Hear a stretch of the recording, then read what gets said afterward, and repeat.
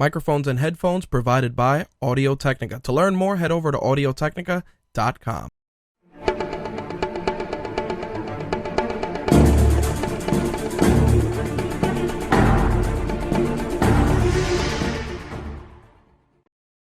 The views expressed on this episode of My Take Radio do not reflect the views, thoughts, or feelings of the My Take Radio staff, My Take Radio advertisers, or My Take Radio content partners. Listener and viewer discretion is advised.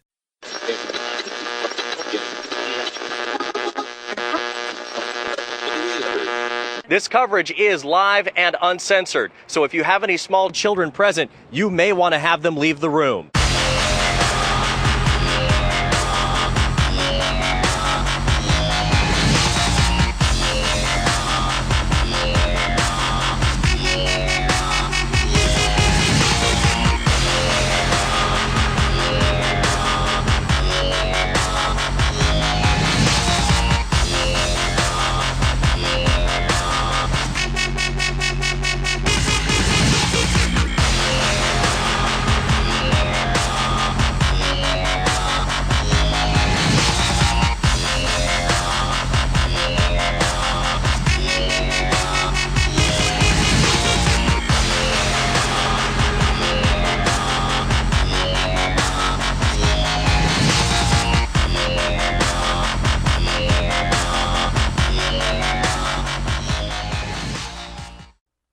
Hey, what's up, guys? My Take Radio, episode 279, presented by Rageworks, airing live Wednesday, March 11th, 2015. I'm your host, Rich, and our caller number is 347-324-3541. Again, that caller number, 347-324-3541. If this is your first time tuning into My Take Radio is a variety show covering mixed martial arts, professional wrestling, gaming, and entertainment.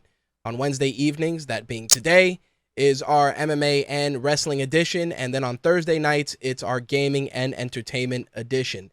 As always, listener and viewer discretion is advised due to strong language. As usual, if you missed the disclaimer at the start of the broadcast. So, this evening, we were supposed to have some video, but unfortunately, there were some issues with Andrew's encoding machine over at the GFQ headquarters, so there is no video for the time being. I know he's trying to get the stuff up and running, but as always, video archives of the show are available on our YouTube channels, both for My Take Radio and Rageworks.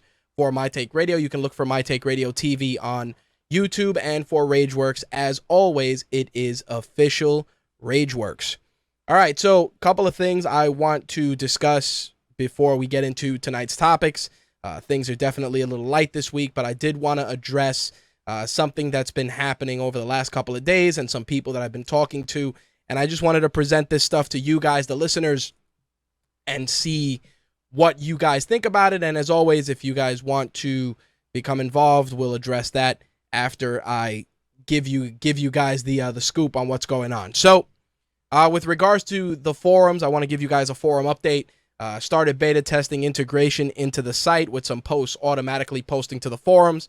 Notice that it's causing a couple of slowdowns on the site, which definitely are not what we're looking for, and we're definitely trying to resolve that. But I will say that other than the slight slowdowns, the forums themselves look incredibly promising. I think if we are able to get it up and running and have the site still maintain a fast load time, I think you guys are definitely going to enjoy what we have to offer forum-wise. It's going to be simple, but it's going to be chock full of just customization opportunities for the end user, meaning you guys. But we'll see, and we'll see what the deal is with that. I'm hoping to have the bugs worked out this week. Just been talking with the admin for the forum app to see how well they can integrate it into our current setup. If not, there's going to need to be some customization both on our end and on theirs. As always, I will keep you guys abreast of the situation once I get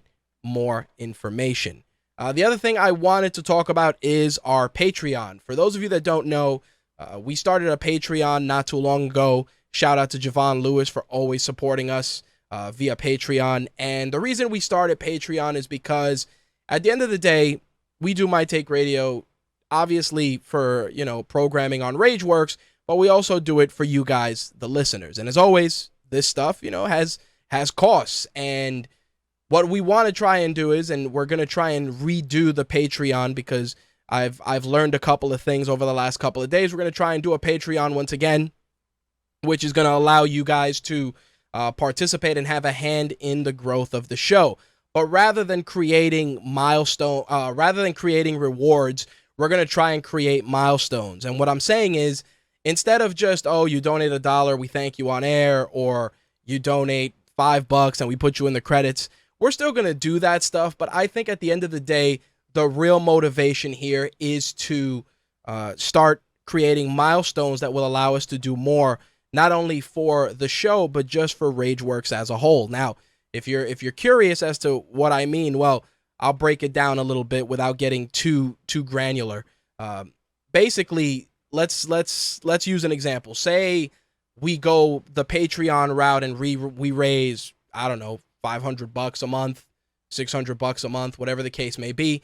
If we raise that level of money, then it will obviously offset all our hosting, server costs, etc., and our equipment as well. Plus, it will also start allowing us to do more content, meaning, and this is just a for instance, if we raised, that kind of money, we could do MTR 5 days a week, shorter shows, but every day.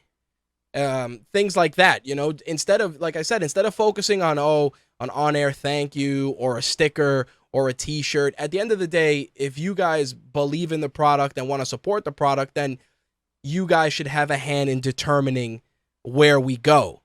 And with that said, I was I actually heard a guy by the name, The Real Brian. He does a show called Profitcast, which is a show about monetizing your podcast. There's dozens of them, countless people out there. But this guy, I was able to vibe with him because he's a comic book fan, which is cool. He uses a lot of pop culture references in his shows. Really cool stuff. And he actually did an episode about Patreon. And after I heard it, I realized that our approach just wasn't right in terms of what we wanted to do. I mean, don't get me wrong. We're always going to keep investing what we can into the show, but we also want to try and give you guys the opportunity to be more involved and also set the course for where things go. And like anything else, it's like you got to spend money to make money. That's how it goes. And in the grand scheme of things, if we can do that and have a Patreon that's self-sustaining, we could do some real cool stuff. Like I said, we could do MTR daily, shorter versions covering different things. Maybe we'll break it out and just give wrestling its own day, maybe after Raw, MMA its own day, whatever the case may be, gaming, entertainment, and then maybe just like a free-for-all style show, etc. Same thing with other content as well, just allowing us for expansion. So with that said, I am going to go back into Patreon and try to just tackle this from a brand new perspective. I definitely want to thank the Real Brian from Profitcast for kind of just giving me the right direction to go in with his show. And it's not a plug for his show, but you're welcome to check it out if you're looking to monetize your brand or your podcast, whatever the case may be. So I definitely got to endorse that. The message was clear and concise, and we want to go in that direction. And like I said, I'm also bringing that up because a lot of people have been asking, it'd be cool if you guys could do daily stuff or more content, whatever the case may be. And I mean, we're already cranking out a lot of audio content as it is between both shows, Black is the New Black, The Buried Show, and of course all our other programming as well. We're definitely giving you guys a lot of audio content, but we want to take it to that next level. We want to try and do some really cool stuff on a consistent basis. I mean, again, I'm posing it to you guys. What would you guys think of, an MTR, daily? But again, it's something where you gotta participate via Patreon if you want to do that and get that up and running. Like I said, giving you an on-air credit or putting you in the patrons credits for the video version of the show, that's real easy. We can do that. That's not a problem. But again, it's trying to give you guys the best content possible. And the best way possible. And to do that, we're gonna reapproach we're going to approach the Patreon thing a little differently. As always, we have our sponsors that are involved with stuff, and they contribute where applicable, but we want to put the fate of where things go in your hands, because what we do is, for you guys, and hopefully once we get it all ironed out, you guys who dig it and, get involved, and we can start doing some cool stuff. As always, you got any questions, concerns, or just any input whatsoever, drop me a line, mtrhost@mytakeradio.com, or reach out via social media, Facebook, Twitter. Twitter probably will get you the most instant answer ever, and that's at @mytakeradio or at @rage_works. The other thing I did want to put out there for those of you well-versed in Twitter, I'm curious about this. How do you guys approach people that are sitting on names? And the reason I say this is because there's a person who has RageWorks and hasn't used RageWorks since 2011. So unfortunately, we are relegated to using Rage_Works because official RageWorks is too long. If you guys are well-versed in that or have any ideas or input, definitely drop me a line either via social media or via email. All right, so on deck for tonight, we're going to go through the week's MMA news. There were no MMA events this past weekend, but of course, this weekend, Carla Esparza is putting her belt on the line against Joanna Jędrzejczyk, and Anthony Showtime Pettis, of course, putting his belt on the line against Rafael dos Anjos. Those are two title fights going down this Saturday. UFC, of course, I believe that's 185 now. Should be 185 if I'm correct. And as always, that action will start at 10 o'clock, and we'll go into some of the other MMA news for this week. On the wrestling side of things, of course, we're going to talk about Monday Night Raw. We're going to talk about the fallout of Bill DeMott getting the boot. We're also going to talk about Samoa Joe. We got some Rey Mysterio news and a ton of other stuff as well. So without any further ado, let's get into this week's MMA, shall we?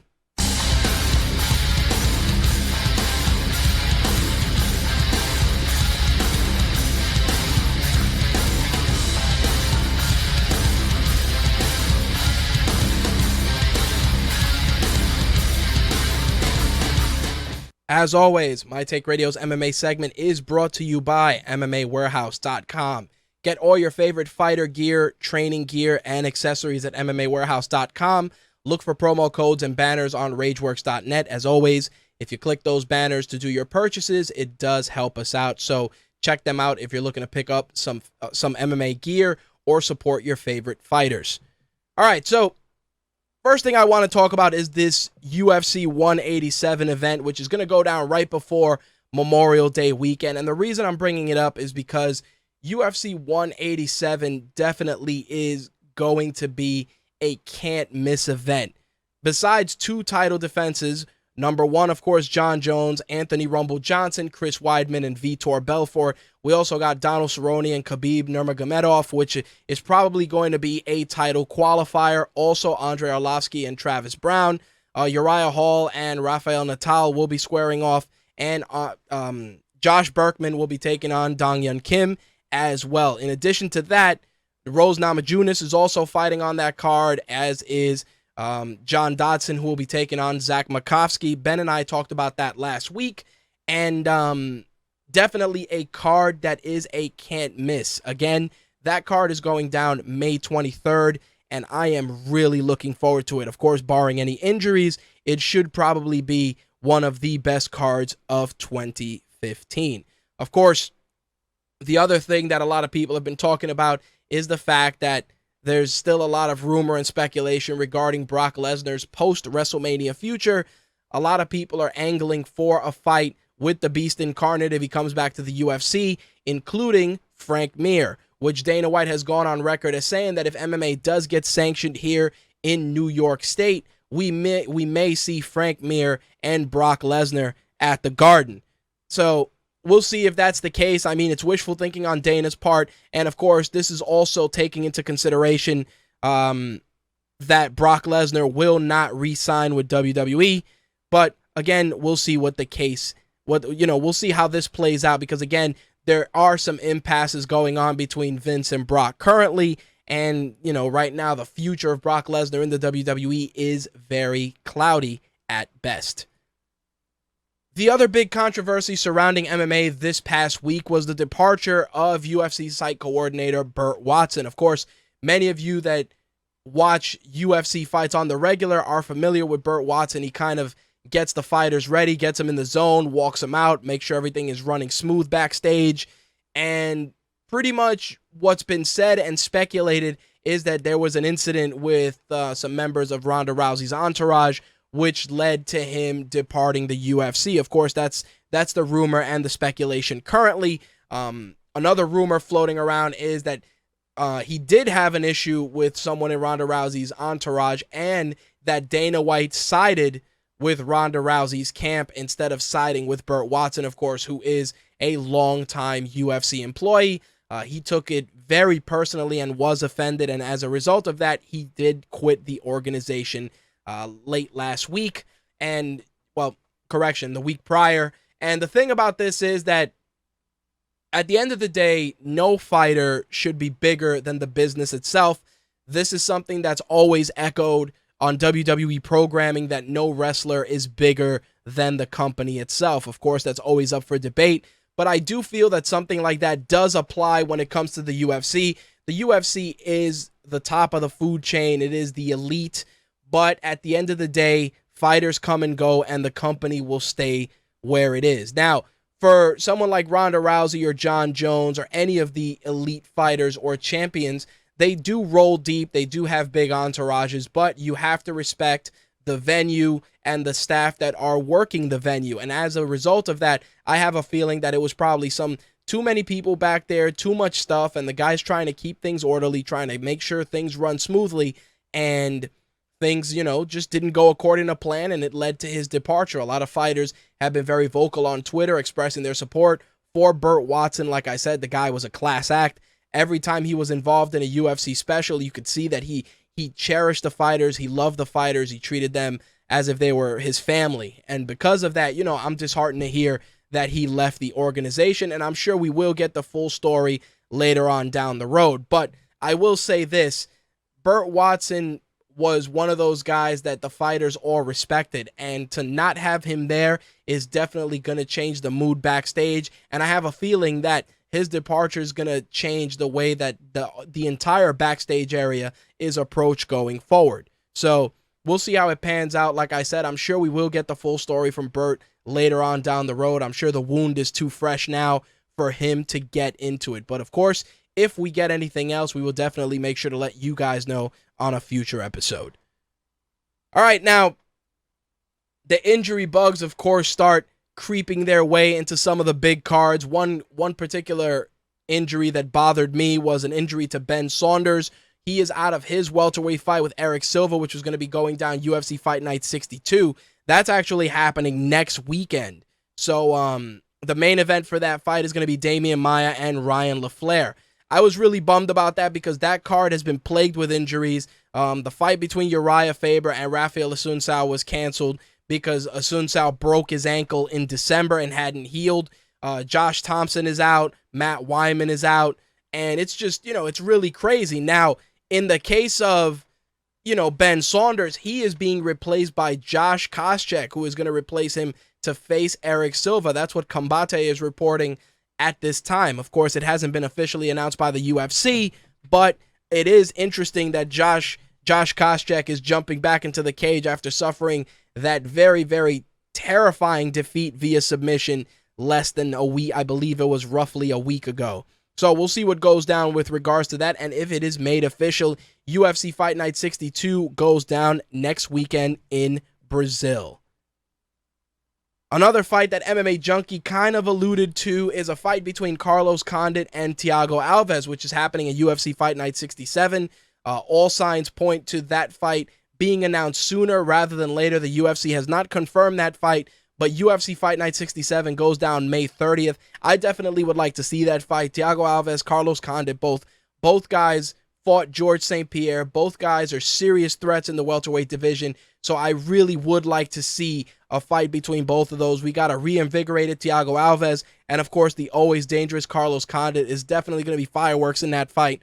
And who knows, that fight may dictate the next challenger for the belt at 170. Of course, like anything else, the rankings sometimes get shuffled around to the point where the guys that should be fighting don't get the opportunity, but I do think Carlos Condit makes a strong case to definitely challenge for a title, and Thiago Alves has been doing well thus far since getting a handle on his weight issues.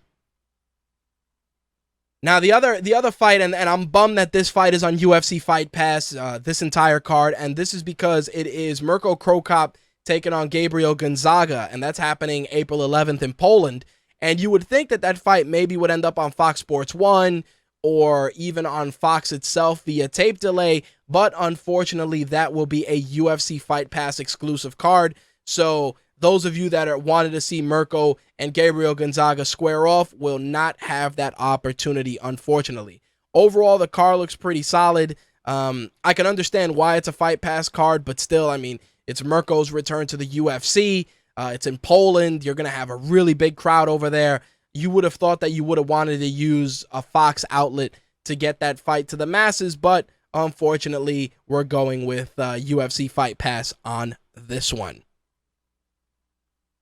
Now, it wouldn't be an MMA segment without a CM Punk update. So, CM Punk has been participating in active scrimmages with all his teammates at Rufus Sport over the last couple of weeks, and he's been again the typical response is that the guy is a sponge and that he continues to evolve, continues to improve, and they are shooting to get him a fight supposedly next year. Now, from what I've gathered, it's all based on what his coach is saying. Duke Roufus is saying that CM Punk should fight in a year. Obviously, the UFC does not want to wait 1 year to get CM Punk in the cage. Make of that what you will. I think, he should take his time, definitely get ready, and find an ideal opponent. From what's been said on numerous sites, it looks like CM Punk is going to meet with the UFC within the next couple of months to pin down a date and an opponent. A lot of people are saying that his weight cut is going better than expected and that he may be debuting at 170 instead of 185. So we'll see what the deal is with that. Personally, I do think that CM Punk has a lot to overcome, especially if he goes down into 170. That's even deeper water than 185 with regards to potential opponents. But I will say that whatever card he is on is probably either going to be as a third fight on a pay-per-view card, or at least a second fight or a third fight on a Fox card, just because you're going to want to get that mainstream turnout. If they were smart, they would lump that fight in with some sort of a big title fight, because that would be one of the better ways to do it. Definitely don't make it a UFC Fox main event, but definitely get it close enough that people will have incentive to actually watch an entire card to see how it pans out. Of course, if the UFC does get sanctioned in New York State, I wouldn't be shocked if they try to get CM Punk to fight his opponent at a New York show. Again, right now, all signs point to, with Sheldon Silver out of the way, that happening, but as of right now, that particular thing is not 100% as of yet. Like I said, CM Punk's weight cut coming down to 170. Very interested in seeing how that goes. I've seen a lot of photos on Instagram and various social media outlets that show him in there participating in scrimmages. He looks lean. He looks focused. He doesn't look... He looks happy. The guy looks genuinely happy to be there. So I'm definitely looking forward to his fight, win, lose, or draw, just because I want to see how well the transition panned out. Once again, once we get a date, we'll report it here ASAP. Now, everybody wants to fight Ronda Rousey. We've talked about this. Ben and I have talked about this at length. All the women want to fight her.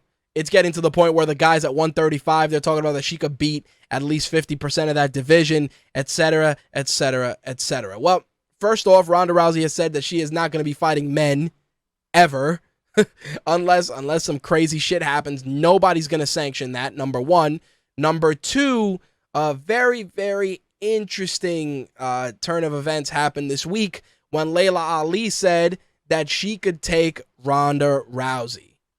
And that was very interesting to me. Obviously, of course, Layla Ali is retired, and she said that she could take Ronda Rousey in a fight. in a boxing match. Let me rephrase that. And I just found it to be very, very interesting that everybody's trying to get their name in the lights. No disrespect to Layla Ali. Obviously, she is the daughter of a legend, Muhammad Ali, who is one of my favorite fighters. So, it's pretty cool to say that. I almost want to see it, I almost want to do a fantasy fight in the sense that if Layla Ali were in her prime and MMA was where it was, would Layla Ali make a run for mixed martial arts? And that's the real question, because it's like, fighters like Holly Holm and other fighters, boxers and other practitioners of martial arts are making the jump to MMA because it's creating an outlet and creating opportunities for those particular sports. In the old days, collegiate wrestlers either aspired to try and go to the Olympics or go to WWE or WCW or whatever. It's either the Olympics or pro wrestling or gym coaches. Now there's more opportunities. There's more choice. Same thing with boxers. Boxers that want to try and test their skills can contemplate making that jump to MMA. And of course, the oldest debate ever always happens, and we can always talk about what would happen if Floyd Mayweather fought in the UFC or Manny Pacquiao or Mike Tyson, et cetera, et cetera. We can always talk about that, but it's interesting to hear it from someone like Layla Ali, because Layla Ali has been out of the spotlight for quite some time. Not to say that, she's a has-been or anything, but she really hasn't been out there. And, it's just interesting that this would pick up steam the way it did over the last couple of days. Of course, you got to thank TMZ for it. And basically, the way that it opened up and it even led to this happening was that they asked about how she would compare herself to Ronda Rousey. And, she kind of brushed it aside. MMA's apples and oranges, blah, blah, blah. But then all of a sudden, she said, "No woman in the world can beat me, period." That's what she told TMZ Sport. She said she's much smaller than me anyways. She's like the size of my daughter, my 3-year-old. So, of course, Ronda Rousey, being Ronda Rousey, gave no fucks and said, if Layla Ali needs a grappling lesson, she's around. Definitely, it's really interesting that things like that would come about, obviously, because, the parallels between boxing and MMA are different to a degree. But in any case, she did address Layla Ali's comment in further detail. She said, "If she wants to take me up on that, I'm around. She's retired and has several kids. I understand why she'd think that, because she has a size advantage. But if you saw my last fight, it had nothing to do with size or strength at all. That's not how I beat people. So you can't count having size and strength as an advantage against me." Of course, Layla Ali, who turned 37 in December, is, considered one of the greatest female boxers of all time. She retired in 2007 with a professional record of 24-0, with 21 out of those 24 wins coming via knockout. Of course, Ronda Rousey's on her way to a very, very impressive MMA legacy. All 11 of Ronda Rousey's professional fights thus far combined have yet to reach the 25-minute mark. Her last 4 title defenses only lasted roughly 2 minutes and 34 seconds. Just let that sink in for a minute. It's crazy, everybody's trying to get their name in lights. And it's the same thing when Anderson Silva wanted to box with Roy Jones Jr., Nick Diaz wanted to box, all these guys, Herschel Walker getting into MMA. At the end of the day, it's all about what makes sense. I mean, I understand what Layla Ali's doing and getting her name out there, but let's not kid ourselves. She's 37, and I doubt she has any aspirations of getting in the cage, so leave that shit alone. I'm serious. Just leave the shit alone. But, as always, I applaud Rousey for, stirring the pot a little bit and saying, I could take you if you want to go. And stuff like that is just, it's good. It's good just for the sport, and it just gets a lot of buzz going. And the funny thing is that people look at it and they're like, yo, she's cocky, whatever. Like I said, the statistics speak for themselves. Out of her 11 fights, none of them have pushed it beyond 25 minutes. She hasn't gone beyond 25 minutes in cage time in 11 fights. Let that sink in. The other thing I do got to say, and for me personally, I feel that this is an age-old debate. When it comes to the the separation between mixed martial arts fans, boxing fans, wrestling fans. You have those of us that follow all three. You have those of us that follow only one. And there's always going to be a lot of what if scenarios. I mean, we've talked about which wrestlers could transition from wrestling to MMA successfully. We've talked about which mixed martial artists would make great professional wrestlers.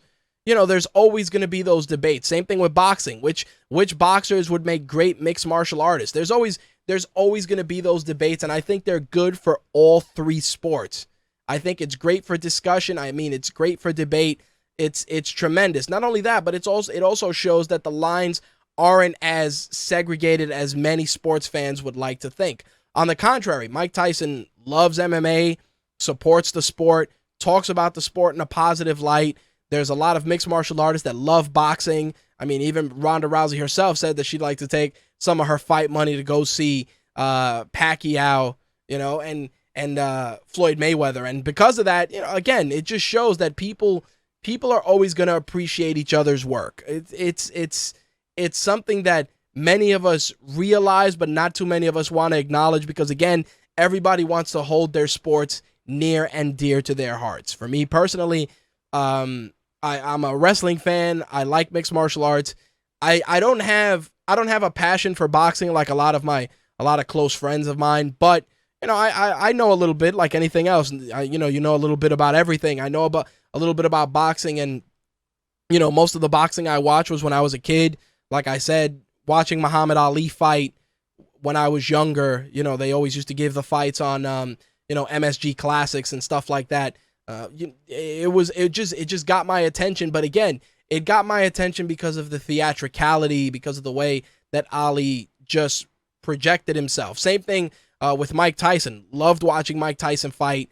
And again, I'm not a person that sits through boxing matches, but you know, I've sat through the bulk of Mike Tyson's fights, most of which lasted very little time. But again, Muhammad Ali, Mike Tyson, two of my favorites. And you know, like anything else, I don't speak ill of boxing. I never have. I respect it. It's the sweet science for a reason.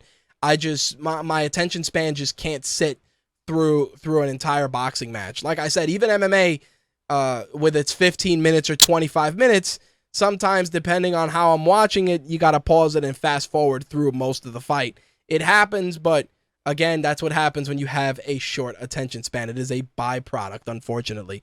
But in any case, as I said, I doubt we're going to see Layla Ali and Ronda Rousey in a cage anytime soon. But hell, you never know, man. And when it comes to this sport, strange things do happen.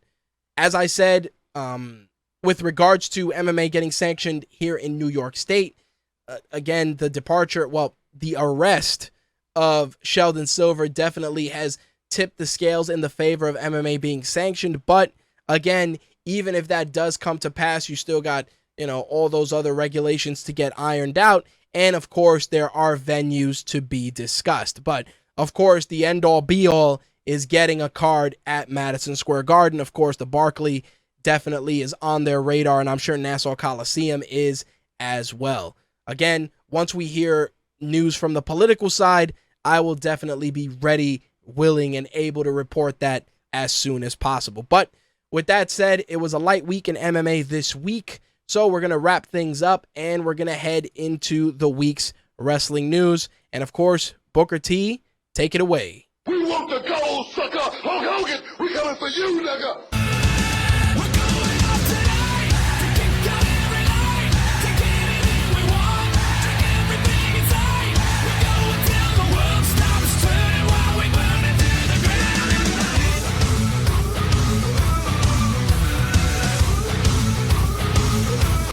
My Take Radio's wrestling segment is brought to you by WWE Shop.com.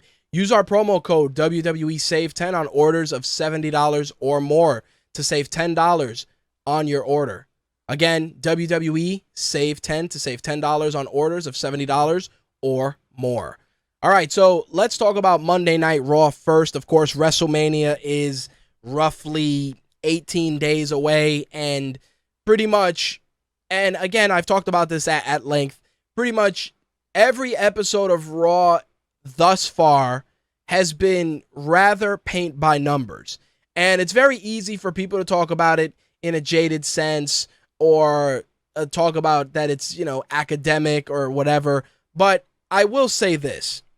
I do feel that the matches that are going to carry WrestleMania, they're investing a good amount of energy into, but at the same time, they're also not focusing on the cards that are going to round out and set the stage for post-WrestleMania. And the reason I say this is because we already know Randy Orton, Seth Rollins, Roman Reigns, Brock Lesnar, the IC title.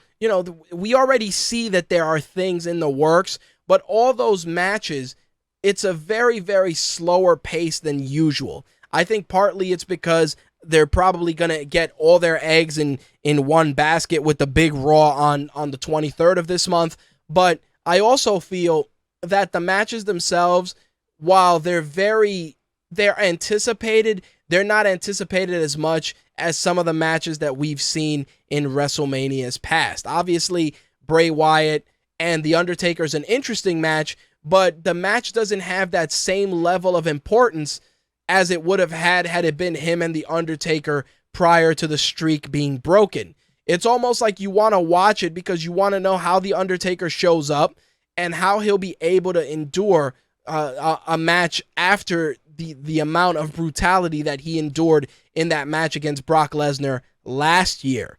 With regards to John Cena and Rusev, there's a lot of really great storytelling at play there.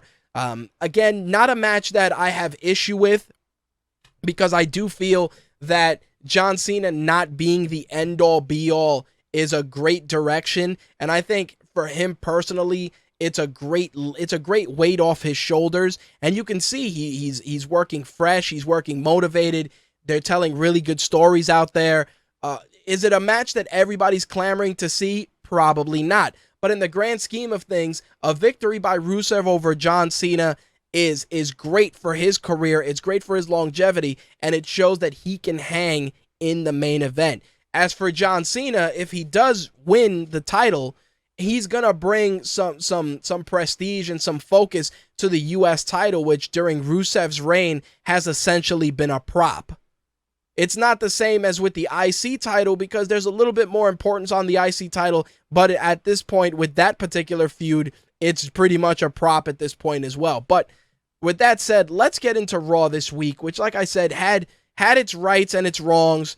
The opening segment with Kane and the rest of the Authority with Randy Orton was good, and the only reason I felt that it was good was because it allowed Randy Orton to kind of show more range than he usually does. Randy Orton is fucking boring. I say it all the time. He is a boring motherfucker. If he's not a heel kicking people in the head or doing some real super violent over-the-top shit, he is boring. He is terrible as a face, and as a heel, you have to let him pretty much be running on all cylinders.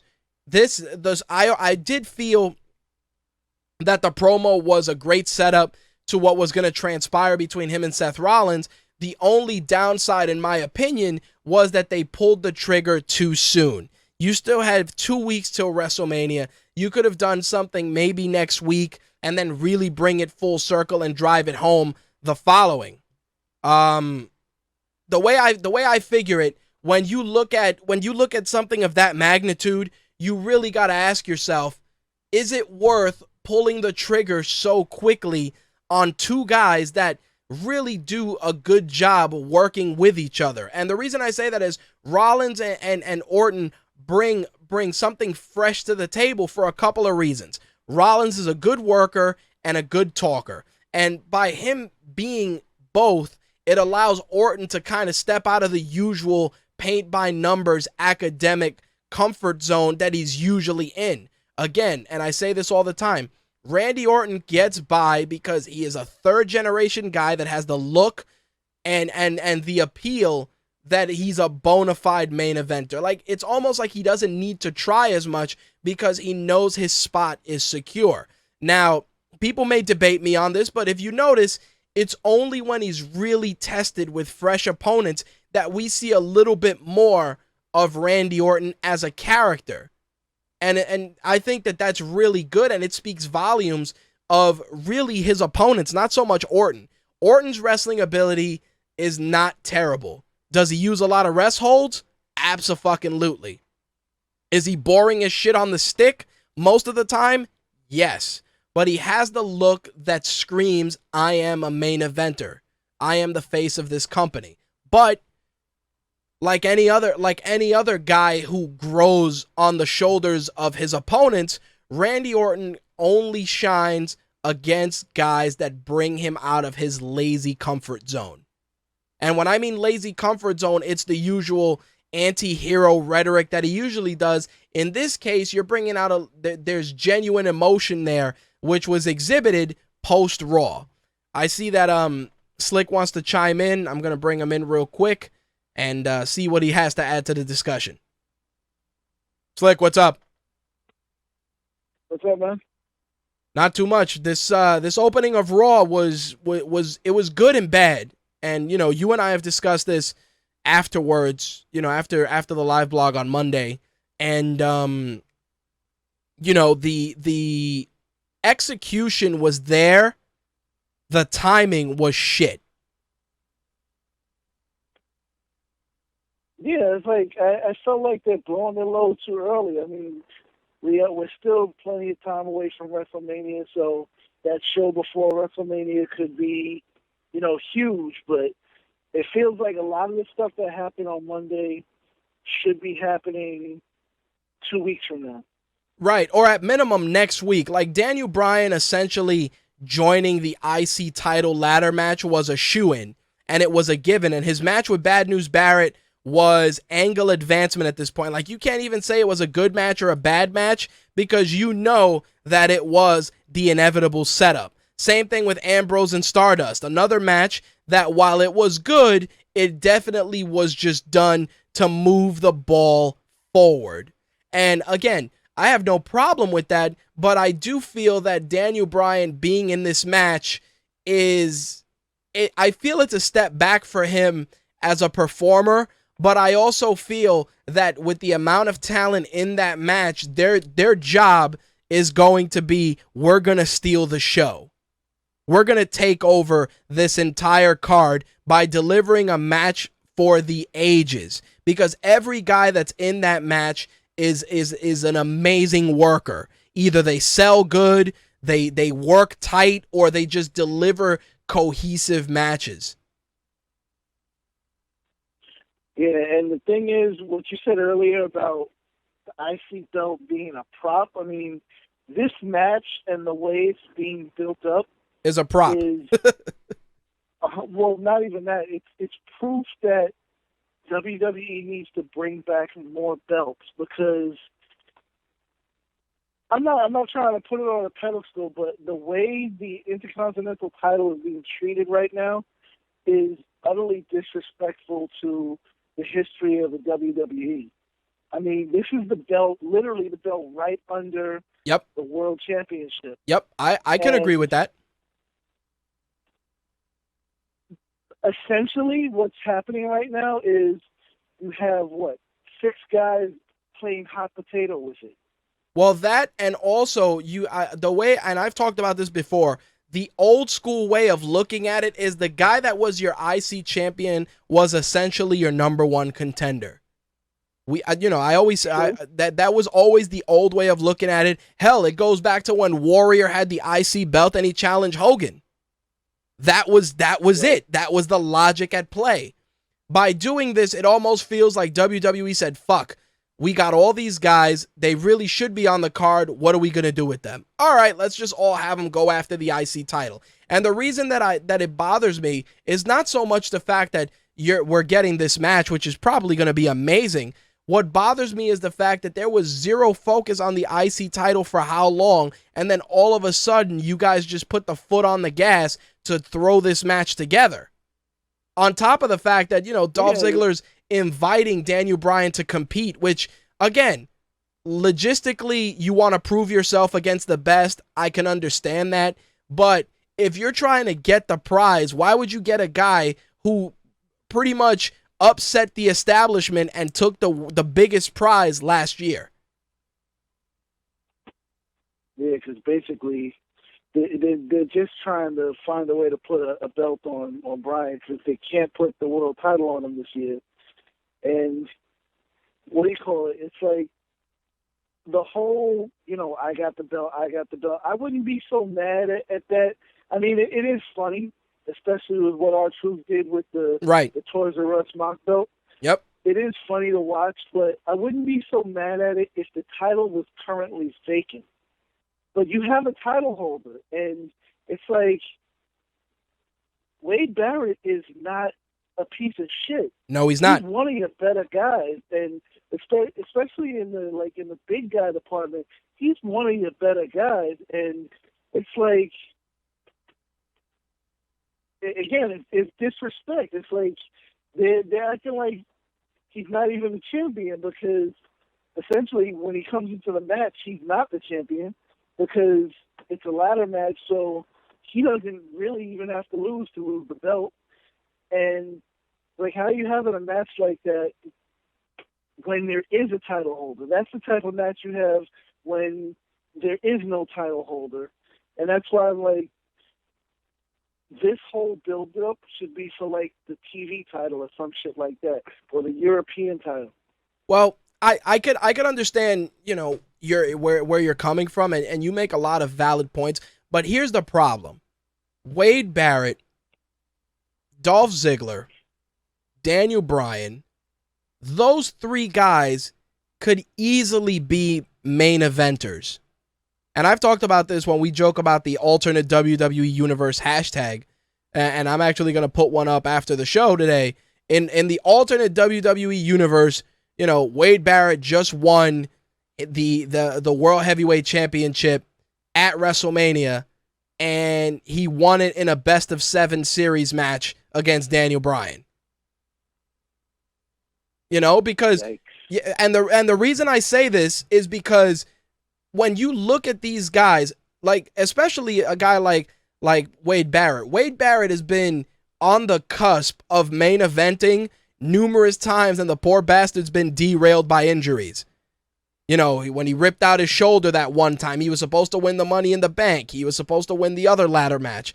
Injury after injury have derailed the guy's career, and now that he's kind of starting to pick up steam again with the BNB gimmick, you're putting him in a match against guys that are pretty much super over to the point of nausea. Like, think about it. You're going into this match with Daniel Bryan, who the minute he sets foot on stage can put a crowd in the palm of his hand. And people are like, oh, people are going to get tired of chanting for Daniel Bryan. Yes, but guess what? It's no time soon. Not anytime soon. Yeah, it's no time soon. And the problem with that is that instead of taking that guy and relegating him into that situation, you need to harness that and leverage that for better exposure. You got to take a guy whose personality is that electric, whose personality is that popular, and utilize him better. When Austin 316 was everywhere, Stone Cold music, football players talking about Austin 316, when it was at that level, Stone Cold was everywhere. Late night TV, he was there. TV shows, he was there. Award shows, he was there. When DX got to the top of the food chain, it was suck it chants everywhere. We got 2 words for you. The crotch chop was everywhere. When The Rock got up to that astronomical level that he got before he left, he was everywhere. And Daniel Bryan, a guy who has an entire arena, and this is an arena, young and old. It's not even like with John Cena where people boo him and cheer him. This is a guy who is unilaterally loved by everybody across the board. And they're not pushing it the right way. And partly it's because they're scared, and the other part is because there's that stigma, which and it's there. As much as they'll deny it, it's there. Daniel Bryan isn't theirs. You know what I mean? He carved out that niche himself. Yeah, basically, and I mean, I'm while you were saying that, I'm just thinking about the match because I never really gave it any thought, but I mean, anything's possible, especially with the WWE, but the likelihood of Wade Barrett walking out of that match with the belt, all jokes aside, with the stealing the belt from him and all that shit, the odds of him leaving that match the champion are pretty much zero. You have the guy who last year beat Triple H and then beat the rest of the, excuse me, you beat Orton and Bautista and won the belt in the main event in WrestleMania. Right. Next to him, you have the guy who basically stole the Royal Rumble. Right. And temporarily got rid of the Authority. Right. I mean, you have R-Truth, which unfortunately, as much as, he is a talented performer, he ain't winning that belt. He's not winning the belt, but he's going to probably have one of the better spots of the night. Probably. But it's like, in all honesty, Wade Barrett probably should win that match. I mean, considering it's a ladder match, he's not necessarily a high flyer, but, I mean, Wade Barrett should be beating the shit out of just about everybody except for, is it Harper? No, it's yeah, it is Harper. It's Harper that's in the match. I always mix them up. About the only person you should have any trouble with is Harper. Everybody else should be basically tossing around the ring to the point where they're out cold and he can just climb the ladder. But he's not winning that match. No, I don't disagree. I think that my issue with the entire thing is the fact that you're taking this guy that is essentially, he is the favorite. But here's where I see this going. It's either going to end up being Dolph Ziggler, Daniel Bryan, or Dean Ambrose. And either one of those three guys winning it, I don't have a problem with. But you have to also allow Wade Barrett to have an individual feud with the winner post-WrestleMania. You got to also look at it. WrestleMania usually is, all the faces win. Like evil gets thwarted. And in this case, Wade Barrett is the quote-unquote evil in this equation. True. So, but, I mean, honestly, you're right about what you said about those three, but the likelihood that anybody other than Bryan is walking out of there with that belt is also very low. Because like I said, we know it ain't going to be Barrett, and Ziggler and Ambrose have already had the title within the last year. So, yeah, they are viable contenders to walk out of there with the belt, but considering how the crowd has been responding to the results of, recent pay-per-views, right, they kind of need to put a belt on Bryan. Okay. All right. Well, you have a valid argument. I think that the next 2 weeks are going to be very, very telling, and we're also, I think, going to start seeing that the lines between the faces and heels is going to start being even more blurred. Because if you notice now, the faces come out, they fight the heels, they kind of look at each other. But if you notice, Dean Ambrose is kind of pushing it just a little bit extra. He'll bump Bryan on the way out, or, he'll bump Dolph Ziggler. Like, it's there, it's definitely there. Yeah, and, I mean, honestly, has Ambrose, he's popular, but has he ever actually turned face? Well, he shouldn't. Ambrose would, the same way I say Randy Orton sucks as a face, Dean Ambrose would suck as a face. Dean Ambrose needs to be the guy that has no allegiances. Like Stone Cold, he could just as easily give a stunner to the ref, give a stunner to his opponent, give a stunner to an authority figure. It needs to be that way. If you're trying to build a guy as a crazy guy, as a loose cannon, that's how it has to be done. And if not him, then Stardust. Dean Ambrose is the Deadpool of the WWE. That's a pretty good assessment. That is a pretty good assessment. No allegiances, no loyalties, nothing. But again, it's an interesting situation. You know, we got essentially 2 weeks to see how it pans out. So we're gonna see if those lines, like I said, start to be blurred.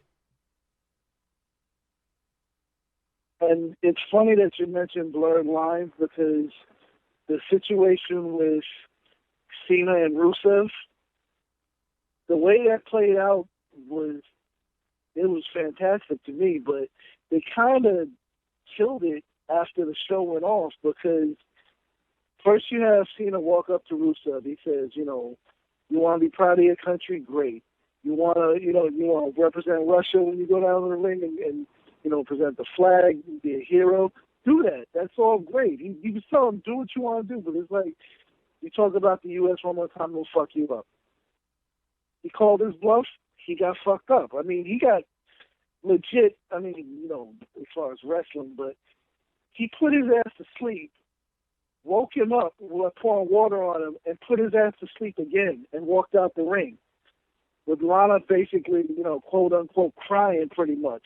Right. And the look on his face when he did it goes back to that whole thing he was saying about blurring lines, because when he got up after the second SDF where he put Rusev to sleep again, that look on his face said, it basically said, like, if I had a gun in my hand, I'd put like 6 in his head right now. Well, you know what it is? Then after Raw, they had this interview with him on the network, and he was all calm. I'm like, I thought he was going to be exploding on the mic, but no, he was all calm. Well, I think the Cena thing had to be done because he has been bitched out the bulk of this quote-unquote feud, so he had to gain the upper hand. Also, Lana's supposed to be taking some time off to film a movie, so by making Lana the catalyst and putting Rusev in the match, if he loses, he can get rid of Lana, which in a way might be good for him because it'll allow him to perform without the crutch. Well, I mean, it'll be, good for him because if he has any kind of mic skills, he'll have to come out. Yep. Well, he has something. At the same time, it's not necessarily good for him because you think about it, at what's the name, at Fastlane, he only won because of one. Right, but what I'm saying is that she's gonna do this movie with Edge, and that's a given. So using her as kind of the catalyst at this point is easy because he could just be like, yo, you're staying home, or I don't need you out there. Like, it's a very, very easy way to just, all right, Lana's on the out. Like, you could do something like that. And again, easy, it writes itself at this point. But as I said, a loss for Rusev isn't necessarily bad, and you've heard me say this before. Rusev is kind of trapped in the square of being this undefeated guy. At the end of the day, it's how you react after being knocked down, how you get up that matters. Being knocked down, yeah, you lost, but so what? At the end of the day, you're looking at a guy that is incredibly agile for his size and has an intimidating presence. I mean, yeah, there's big guys on the roster, but Rusev is booked as the guy. You know what I mean? The guy to beat, yes. Yeah, that's, he's booked as the guy to beat. And if you beat him, but let me put it this way. If WWE was smart after he loses, he should just wage a path of destruction across that entire roster. Which he definitely could do. Exactly. And that'll be a good way to just get him back on the forefront. Because remember, they were teasing a feud with him and Ryback, and they put that on the back burner because they wanted to put him in the program with Cena. Which is basically coming back to, I saw an article talking about WrestleMania 31 as a turning point for Cena losing his top spot. I was like, no the hell it isn't. Nope. It's not a turning point at all. If Cena wins at WrestleMania, he ends Rusev's unbeaten streak, which nobody else has been able to do recently. Well, let me put it. That basically puts him in a light. Also gives him a belt. Yeah, but here's where I see Cena as for WrestleMania. I think John Cena has realized, and I think he'll never admit it because he's not going to, But I also think that he realizes that it's very, very hard to carry a company yourself. And I think he's kind of putting the pressure on the company, like, yo, you need to create a new guy. I think that's partially it, because think about the last couple of WrestleManias, and it's been John Cena pretty much at the forefront. By removing him from the equation, you are forcing everybody to work harder, because everybody figures, John will go out there and have a good match with whoever. That's not the case. There's a lot more pressure now on the back and on Roman Reigns especially, because everybody's telling this poor bastard, yo, you're the guy. And he's got to go out there and try his hardest to be the guy, because John Cena's like, yo, I'm good with being the fucking guy. You guys have gotten complacent. And they have. Think about it. What is the last bona fide star outside of Daniel Bryan, who pretty much wrote his own ticket, that they've created that's successful? Think about it. The closest thing right now, I guess, would be Ziggler, and he really hasn't done much. Right. I mean, they're in the process of trying to build up Reigns, but we don't know where that's going to go yet. Yep. But think about it. Outside of that, and even Ziggler's gotten to the point he's gotten because the crowd has kind of forced the issue. At the end of the day, you got to realize that there's a lack of stars being created, but that's also because they're afraid to take risks. The only guy that they've taken a risk on is Seth Rollins. And that's because with Seth Rollins, they pretty much have a guy who's covered on all bases. He can talk, he can wrestle, he can present himself clean when he needs to. You know what I mean? It's not hard for him.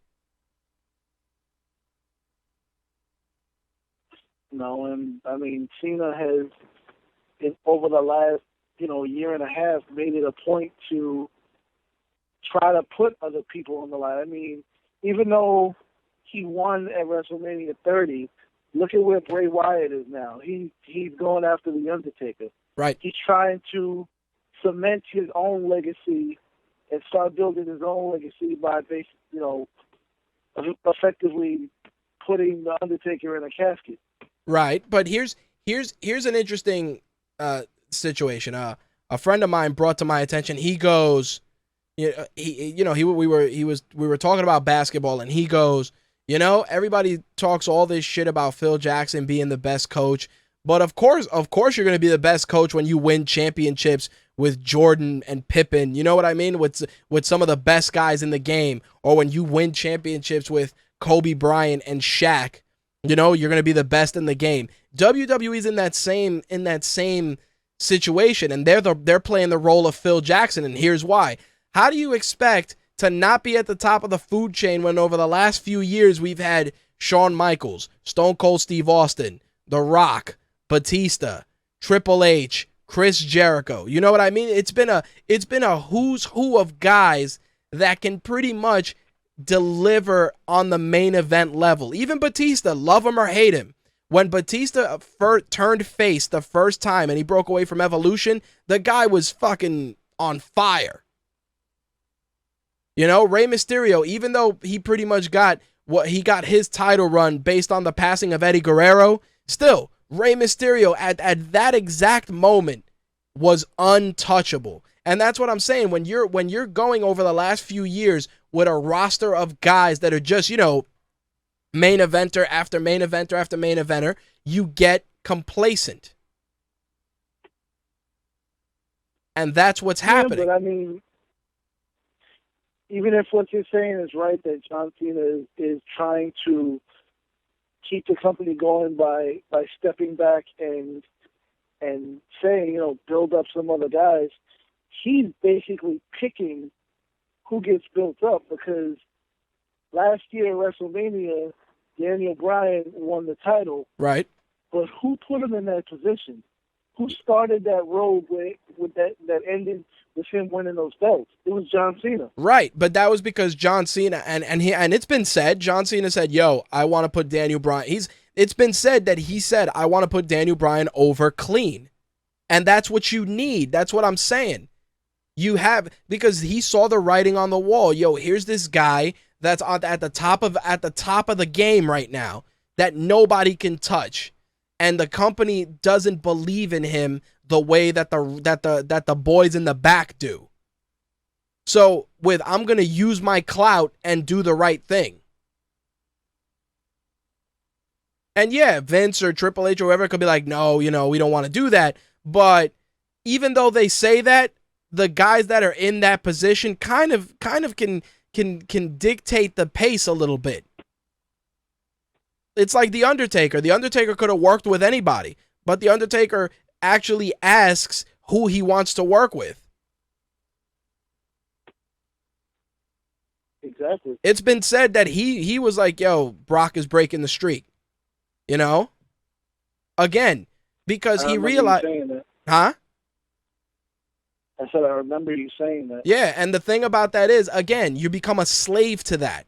Like John Cena has to be the slave, the slave that has to carry the company on his shoulders. It's like, yo, you have a roster of 250 wrestlers or whatever the case may be. You mean to tell me that out of that entire roster of guys, you don't have 5 or 6 guys that can be the flag bearers for your company? Because fuck, I can name them off the top of my head.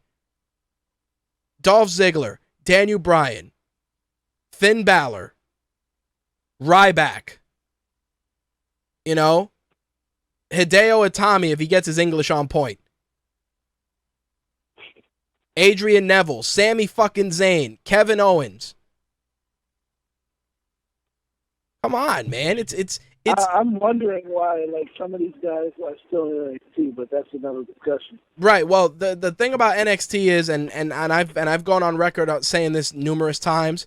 If you're gonna come up to the main roster and be, a security guy or a stylist or a fucking office clown or whatever, stay in NXT. Leave them down there. That's all I'm saying. So you know what? I'll leave it. I'll leave it at that. But you see how I just named a list of guys between the main roster and NXT that you can build up as your next guy. Roman Reigns could be that guy. Not right now, but he can be. Which leads me... Put a little play on words and put out a bad pun. I don't understand how these guys do so well in NXT. They bring them up to the main roster, and the writers for WWE just don't believe in them. Well, you know what the problem is, and it's funny you say that. The problem is that it's 2 different types of creative at play. And the problem at the end of the day is that in NXT, Vince doesn't really fuck around down there. Like, he doesn't touch NXT per se. That's like Triple H's baby down there. But he's got to watch it. He watches it, like Triple H said in an interview. They're like, so how does Vince feel about NXT? He's like, he watches it, but, that's it. He watches it, but what's... But it's like, how do you watch these guys, and then when they bring them up to the main roster, you're like, make him a clown. I'm like, how? Because there's a different level of thinking when you shift gears. It's no different than people's interpretation of music. I can ask you, someone in the chat, and myself who they feel are good representatives of hip-hop, and you're going to give me guys that may not be on my list that people in the chat may not even consider. And that's because it's all relative. Everybody has a different stake when it comes to that. Like Vince's opinion of the ideal superstar, the ideal wrestler, is a guy that's 6'6", 240 pounds, is jacked, and can cut a good promo. And that's not the ideal. Things have evolved to the point where, yes, being jacked and having great mic work is important. But if you can't connect with the crowd, none of that means anything.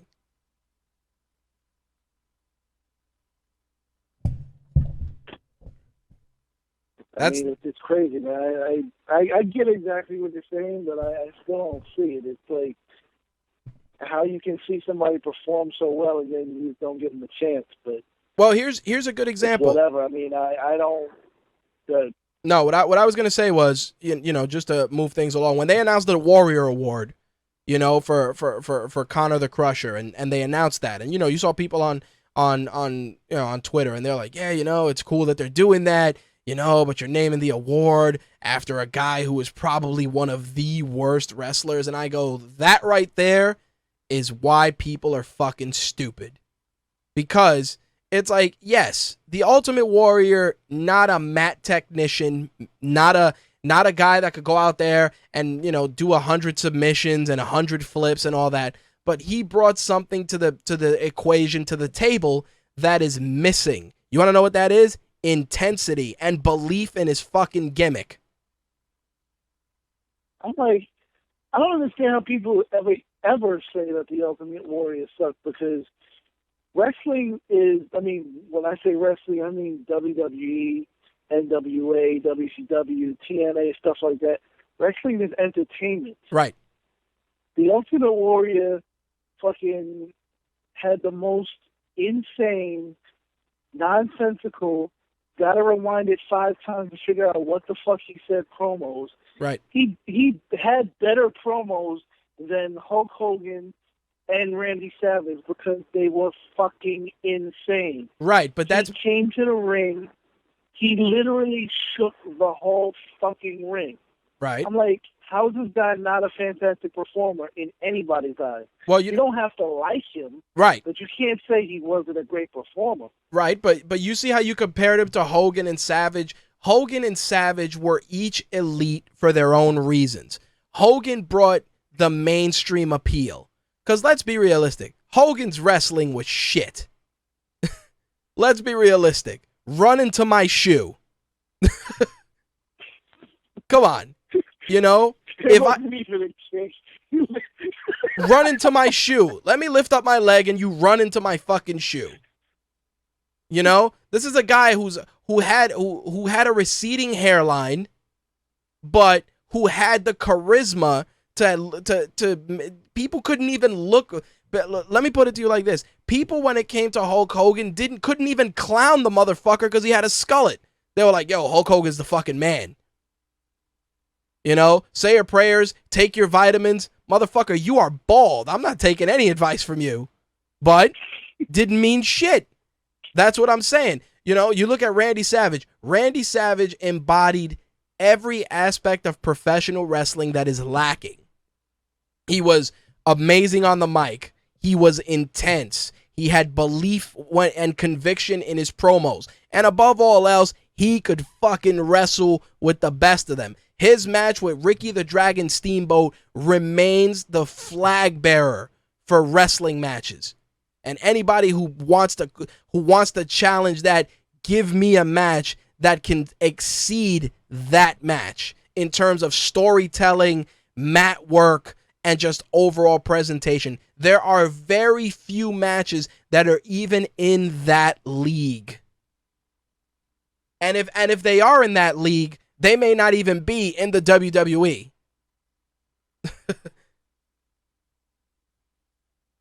True. They're probably in Japan. They're probably in Japan. They're probably in any other promotion. But, dude, Savage and Steamboat, tremendous. Randy Savage brought, and again, Randy Savage embodied a complete performer. Could wrestle, was intense, great promos, even though sometimes they made no fucking sense either. But fuck it, back then, that's how it was. Another guy, Jake the Snake. Jake the Snake, not jacked at all. You know, just a regular dude in good shape that cut some of the most eerie and ominous promos, but could go out there and wrestle a wet bag of hair and make it look good. Same could be said. Honestly, I mean, you think about it. Back then, most of the locker room could cut a decent promo. Most of them had a gimmick. I mean, nowadays, you got half the roster going by their quote-unquote real name. Well, it's that's like nobody has a wrestling identity anymore. But that's because we're in the quote-unquote reality era. That's just an evolution of the medium, an evolution of the product. Like, here's a good example. Paul Heyman's promo. Paul Heyman's promo, depending on how you look at it, can be considered a shoot promo.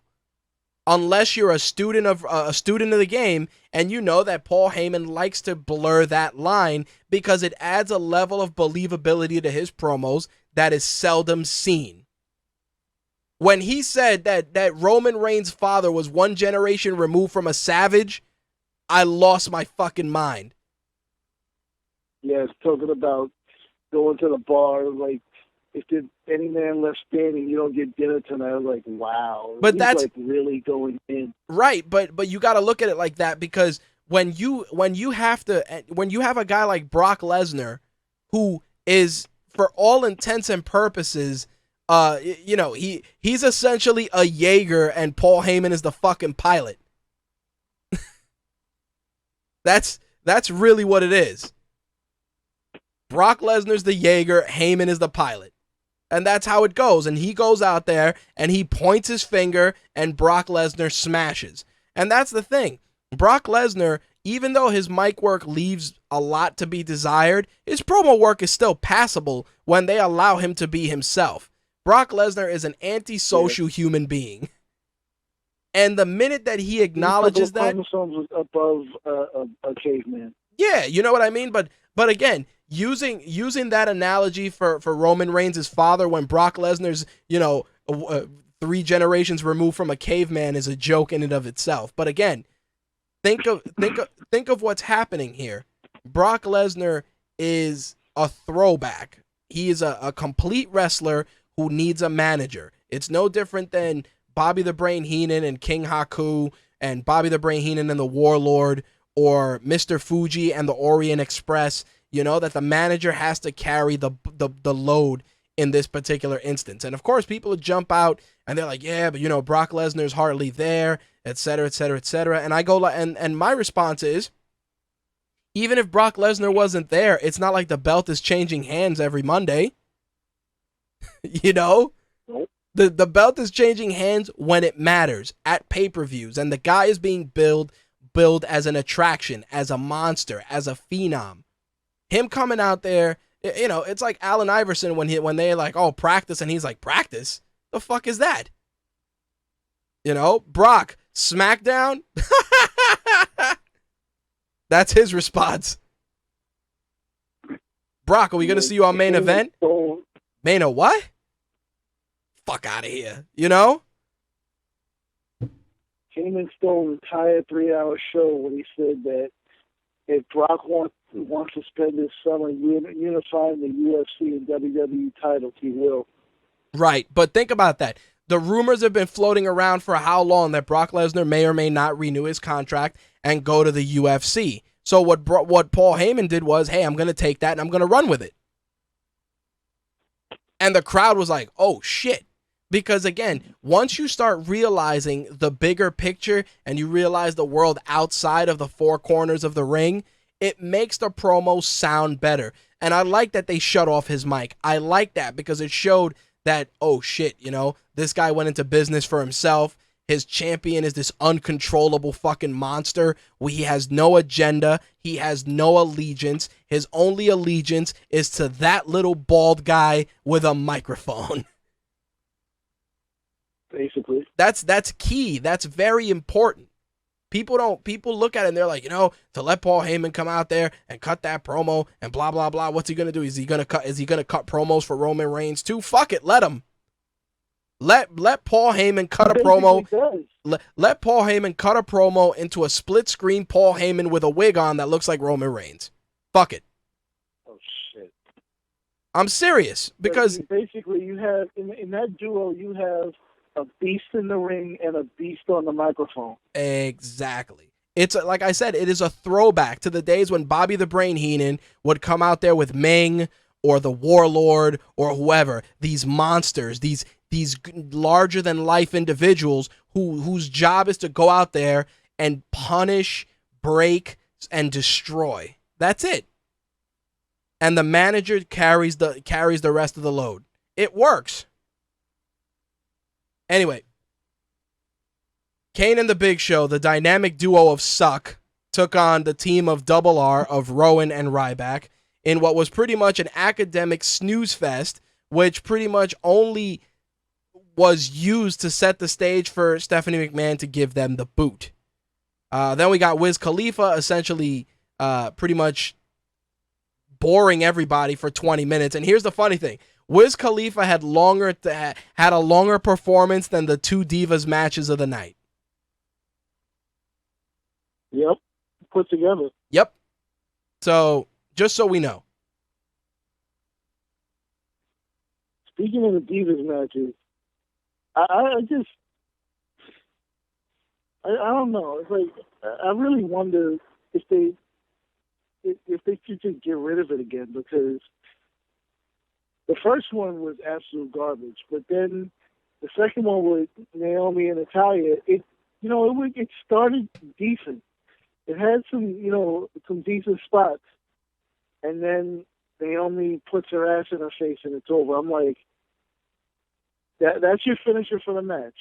Well, ass bump. AJ and Summer Rae had a rather decent match, actually. I was pleasantly surprised at the psychology that was at work there, but at the end of the day, again, this was just angle advancement at work. But at least we saw more out of Summer Rae in this match than we've seen out of Summer Rae in matches prior. So, I take it for what it's worth. But again, it amuses me that Wiz Khalifa had a longer performance than two Divas wrestling matches. Not to say that the Divas should get 25-minute matches, but you should also respect the ability of at least the women that are in there and give them 5 minutes or 10 minutes at best. You think? I mean, I managed to catch the most of NXT tonight, and even though it wasn't great, Alexa Bliss versus Carmella was better than the last 10 Divas matches I've seen.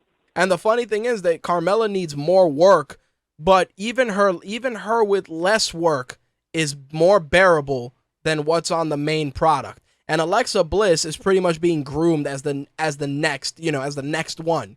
Like, you look at her, you're like, yo, this chick is marketable. You see it immediately. Yeah, I mean, she's attractive. She's got a nice body. She has moves that need some polish, but they're not bad. But she has, all that works, but she's also girl next door, small, to overcome the odds against, bigger divas. There's story, there's psychology at play. I mean, that's one of the reasons why so many people like AJ, because AJ is not what the typical WWE diva is.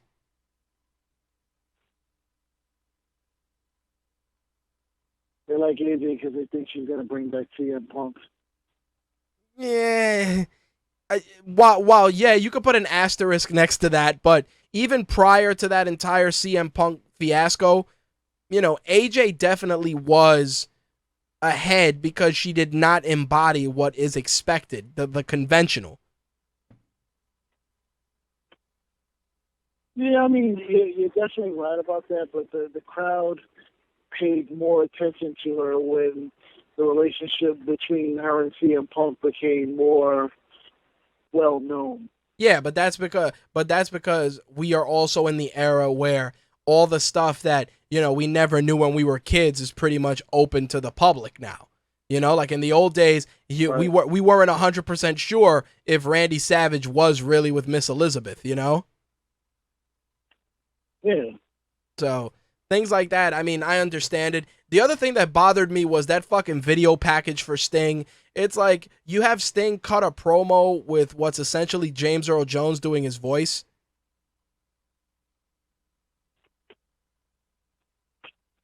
I mean, I've said it for the longest time. Right. The whole way they're building up this match is garbage to me. I have zero interest in that match, and it's not so much that, I mean, I have always been a Triple H fan, because whether he's, a face or a heel, it's like he's a good worker. He definitely delivers good matches, and not because he's a fantastic wrestler. He sells stories. So, I mean, I have no doubt that the match will be decent. Right. But I just have no interest in it, because the way they're packaging Sting, to me, is boring. Yeah, they're they're not taking a guy who was essentially the guy in WCW and doing him justice. Like I said, you're letting the guy quote unquote speak on Raw for the first time, and you're altering his voice. You know, you're making it way too childish. You know, you're going way too deep into the cookie jar, so to speak. It is what it is, though. Well, That's what they're gonna do. Well, even when you look at the whole thing with Bray Wyatt and The Undertaker, the thing that ruined that was, I'm like, why is this table so fucking high? I'm like, why is this table like pretty much up to his chest? And then I'm like, all right, smoke is coming out of the urn. We got it. The thing that was really fucking terrible was when the camera's like floating around, like pointing at the ceiling and shit. And I'm like, okay, is The Undertaker in the skybox? Like, is his silhouette up there? Like, what's going on? And then it just comes back and the rocking chair's on fire. And we were talking about this off air, and, you know, a buddy of mine said to me, he goes, the fact that the camera's panning around, you know how stupid that must have looked if you were in the live audience, that these fucking guys run out, take the table off the rocking chair, and then the rocking chair catches fire. Like, imagine being in the live audience for that. Like, get the fuck out of here. Seriously. It's funny because I was annoyed because, like I said, the camera's like flying all over the place. I'm like, yo, what is happening? And then when it just comes back, I'm like, oh, the rocking chair is going to go on fire. And the funny thing is, you know, in HD, you see the gel on the chair.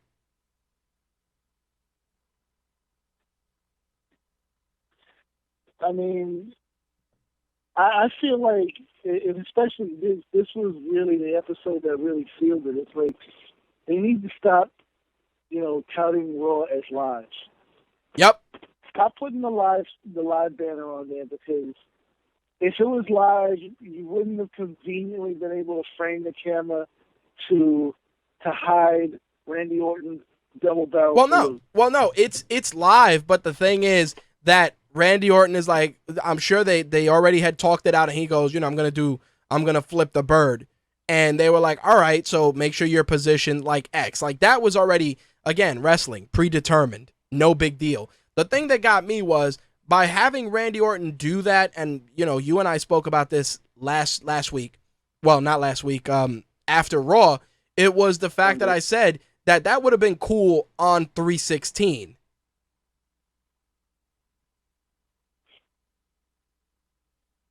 You know, it would have been a nice subtle homage, and it would have panned out nicely. Not only that, but again, pulling the trigger too soon. You could have done the slow burn, started creating dissension among the authority, and then just strike next week.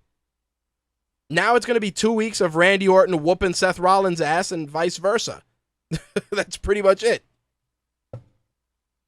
And that goes back to what you said earlier about Randy being boring. It's like, he needed to get curb stomped twice, because the hate that he's displaying for Seth Rollins, right, is, you know, essentially putting him over. I mean, not that he needs to be put over, but it's helping the story immensely. Yep, tremendously. It's like, you think of any kind of feuds he's had in the past 4 years, it's like, do you really give a shit about it? Yep, it's true. But like, even if you're a Randy Orton fan, it's like, can you think of any feud he's had that really mattered? No, not at all. Not to the point where it matters with Rollins. And I know that the match that they're going to have is probably going to be another match that's going to be very, very memorable. And primarily for the brutality of it. But again, you got to let Randy Orton play that unhinged, you know, Austin 316 style character that they're trying to make.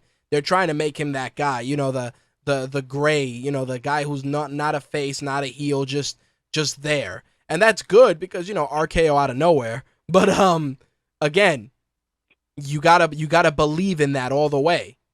And not only that, but at the end of this entire night, it was all about making Roman Reigns look strong.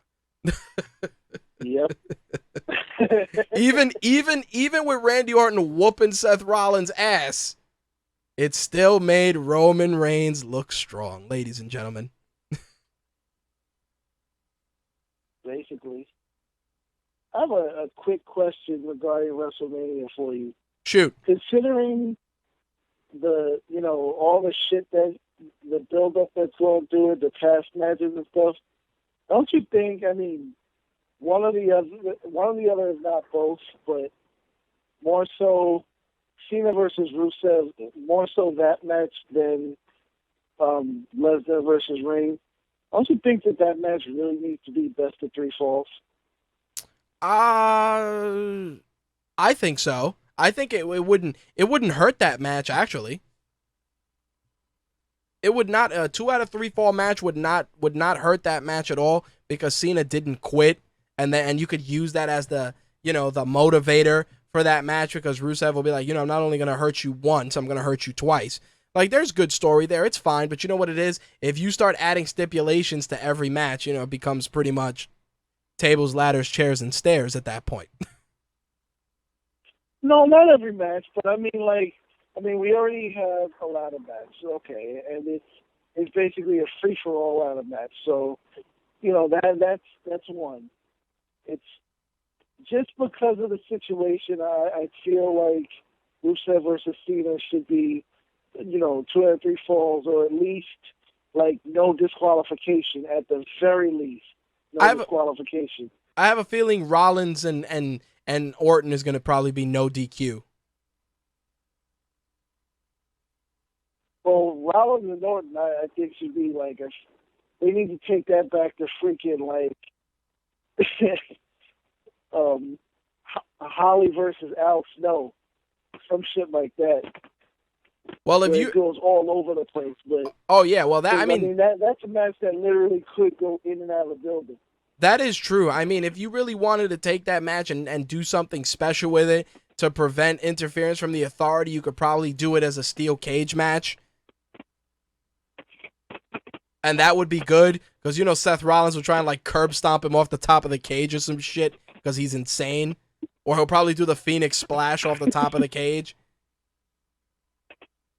Yes, that would definitely be a WrestleMania moment. You know it. That's the thing. It's I'm only saying these things and popping these ideas because I'm thinking, we need, even though it's not 30, it's 31. We need WrestleMania moments. Of course we do. Always. And I don't see too many of them in the making. It's of course it could have. I don't see Triple H versus Sting having a WrestleMania moment. That depends on how they want to end it. How that's going to end. Here's a couple of things that we still haven't even thought about. A, the unresolved issues between Miz and Mizdow. Will that happen at WrestleMania? What's going to happen with the tag team titles? Are they going to be defended? Will it be a multi-team tag match? I wouldn't be shocked. Or will it be, a four-corner elimination match? Or even better, will it be a ladder match? Well, you can't have 2 ladder matches. That would just be silly. But Miz and Mizdow looks like it would be the opener. Pre-show match. Yep, the opener. Because that shit's still unresolved. Not even the opener. And we still got the Andre the Giant Battle Royal too. Let's not forget that. Which is that if Kofi Kingston's not in that match, then they're fucking up. Well, no, I think that the New Day got a victory over. No, they didn't. They didn't get a victory over them. I thought they did against Cesaro and. No, they did get a victory on Cesaro and Kid, I think. Yeah, the 2-day won because it wasn't a title match. Right. Yeah, they did. They did win. They did win. Excuse me. So again, that you have all these teams getting victories on Kid and Cesaro, so there's gonna the payoff for that is gonna be some sort of a match with all those teams as well. Yeah, but I'm just saying any over the top battle royal match. It should be a damn WWE law that Kofi Kingston has to be in there because he makes those matches. He does have moments. He does. His, avoiding touching the floor shit. No, But I agree. Cesaro, obviously, whether they defend the belts or not, Cesaro pretty much has to be in that match just because of the bullshit that went down last year with them breaking his trophy. Yep.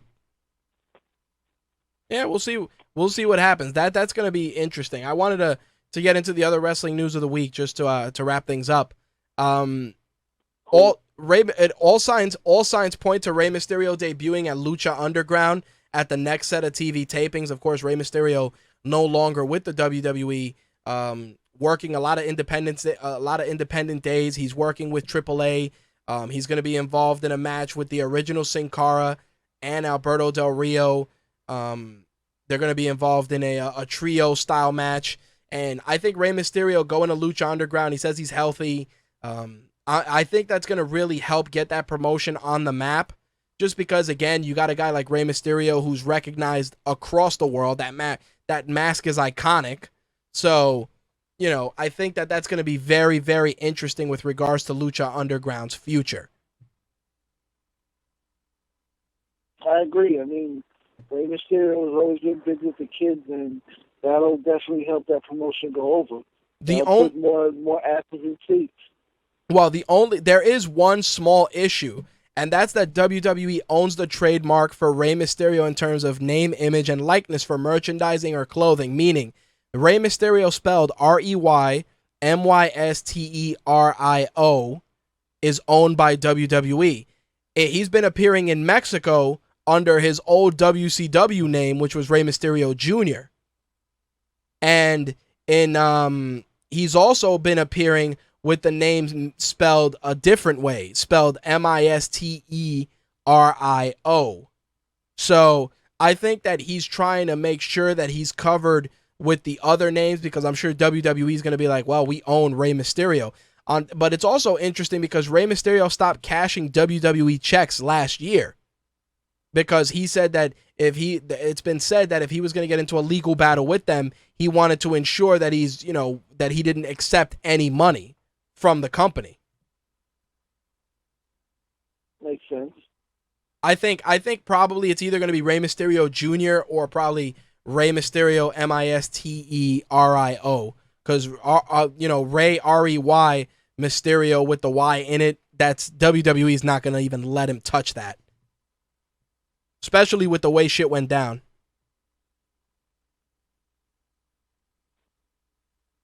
With him going to a luchador promotion, he'll find a way around it. Of course. Well, Sin Cara, the original Sin Cara, is working as Mystesis at other promotions because WWE, of course, owns Sin Cara. So he couldn't even take that with him.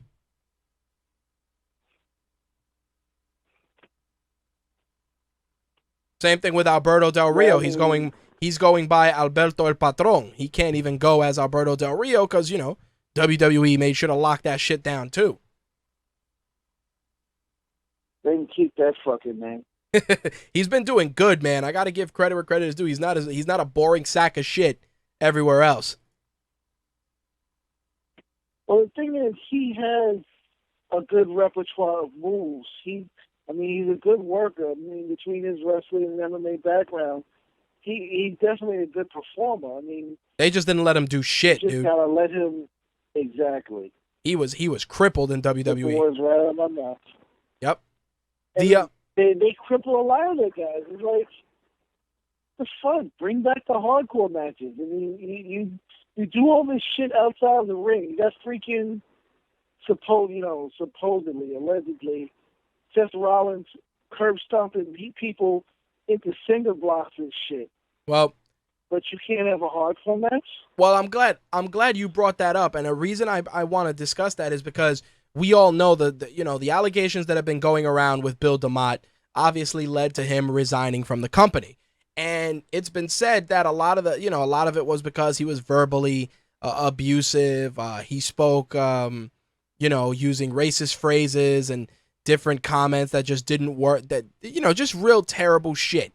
And a lot of the people on the independents that were with WWE at one time or another have pretty much said that, yeah, a lot of that shit is true. Now, the crazy thing is that there was a rumor of an incident when Kevin Owens was debuting at NXT Arrival. If you remember when Kevin Owens debuted, this is a guy that, he did the rolling senton. He flew over the top rope in his debut match.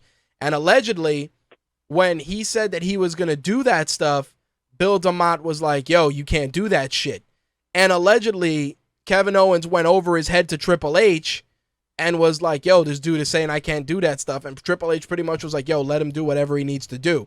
So it's been said that a lot of people were kind of annoyed because they're like, yo, you cripple us when we get here from the independents, and then all of a sudden, you're letting this guy rock because he's one of your pet projects. Again, it's speculation, it's rumor, but it's just an interesting climate now that Bill DeMott is gone. Now the funny thing is that Matt Bloom, aka Tenzai, he's actually now the head trainer replacing Bill DeMott. So it's going to be interesting to see how NXT performs now and how the superstars perform with a guy like Matt Bloom, like Tenzai being involved. And the reason I think it's a good opportunity is because Tenzai, Matt Bloom or Albert, however you want to call him, has been with the company both during the Attitude Era, plus he worked in Japan, plus he worked, the reality era of now.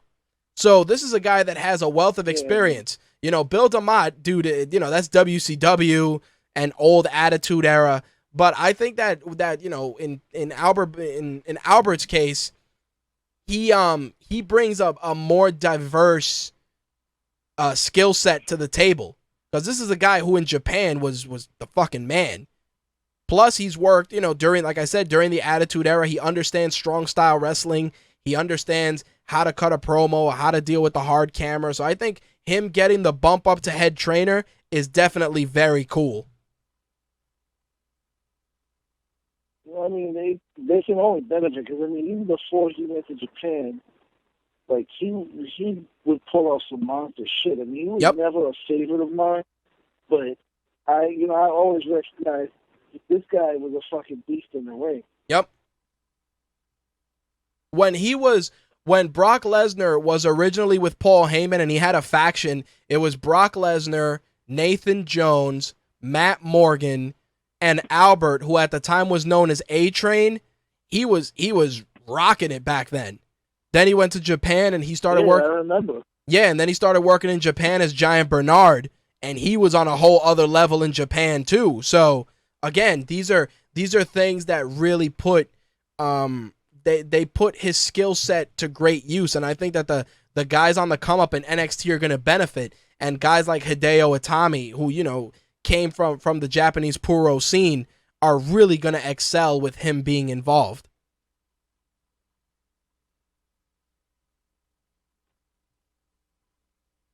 Still with me? I got lost because I was thinking of the fantasy matches that you always talk about. Yeah, well, I want to see in his prime Hawk from Legion of Doom versus Brock Lesnar. Hawk was a massive dude. Those are those. You know that what? Would be a fucking killer match. I think if I had to go that route, I would have liked to have seen a four corners tag match with the Dudleys, the Steiners, the Legion of Doom, and the Hardys. Why would you want the Hardys to get murdered?